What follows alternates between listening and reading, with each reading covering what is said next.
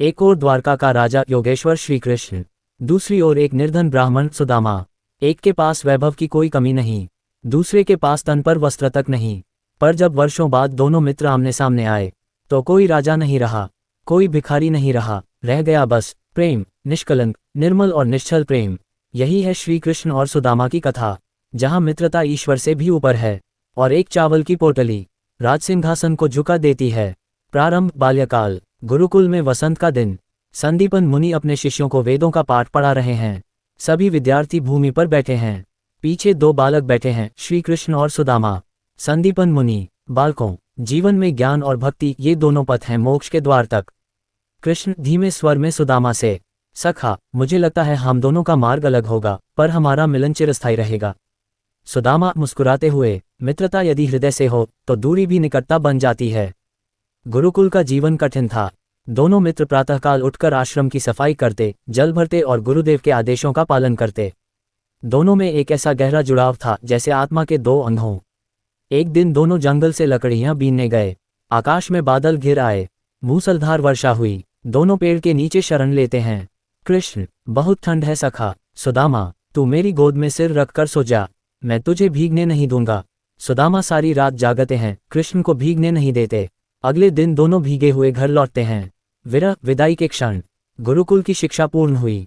दोनों ने एक दूसरे से विदा ली। सुदामा, कृष्ण, अब तू राजकुल में जाएगा और मैं लौटूंगा अपने निर्धन ब्राह्मण जीवन में। कृष्ण, राजसी हो या साधु, तू मेरा सखा है। जब भी याद करोगे मैं दौड़ आऊंगा। निर्धनता का जीवन। सुदामा अपने गांव में लौटते हैं। वर्षों बीतते हैं, विवाह हो जाता है, पर निर्धनता कभी साथ नहीं छोड़ती। उनके घर में भोजन का अभाव, तन पर फटे वस्त्र, बच्चों को कई बार भूखा सोना पड़ता है, फिर भी वे संतोष में रहते हैं।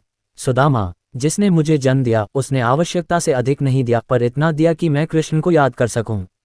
एक दिन पत्नी ने कहा, पत्नी, स्वामी, आपने बताया था कि कृष्ण आपके सखा हैं, अब वह द्वारका के राजा हैं, क्या वे आपको भूल गए हैं?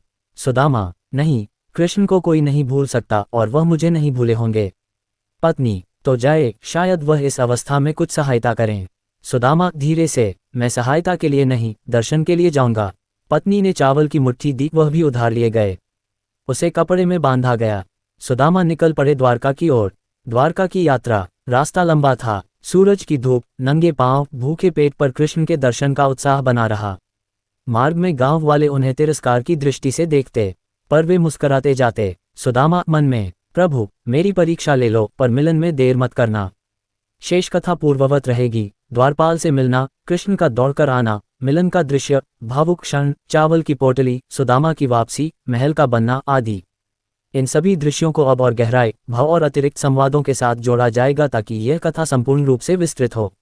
अंत में, कृष्ण अदृश्य वाणी, जो केवल मुझे पाने नहीं मुझे पहचानने आता है, उसे मैं सब कुछ देता हूँ, पर स्वयं को सबसे पहले। सुदामा, मैं कुछ मांगने नहीं आया था, पर प्रभु ने वह भी दिया जो मेरे भाग्य में नहीं था। ये कथा अब केवल एक स्मृति नहीं, ये जीवन जीने का मार्ग है। सुदामा आंखों में आंसू लिए, हे माधव, तुमने मुझे कुछ नहीं कहा, पर केवल प्रेम से देखा और मेरा पूरा जीवन बदल दिया। मुझे जो चाहिए था वो नहीं मिला, मुझे जो चाहिए नहीं था वही तुमने दे दिया स्वयं को। कृष्ण अदृश्य वाणी, जो सच्चे हृदय से मुझे पुकारता है, मैं स्वयं उसके द्वार पर आता हूँ। प्रेम दो तो मैं सब कुछ दे दूंगा, बस कुछ मत मांगो, केवल मुझे मांगो। धीरे धीरे संगीत थमता है और फिर शंखनाद की ध्वनि होती है। जय श्री कृष्ण, जय वासुदेव, जय भक्तवत्सल भगवान। एक बार प्रेम से बोलिए राधे राधे। अगर आपको ये दिव्य कथा पसंद आई हो तो इस वीडियो को लाइक करें, अपने सात्विक मित्रों के साथ जरूर शेयर करें और ऐसे ही भक्ति से भरे प्रसंगों के लिए हमारे चैनल को सब्सक्राइब करना बिल्कुल न भूलें।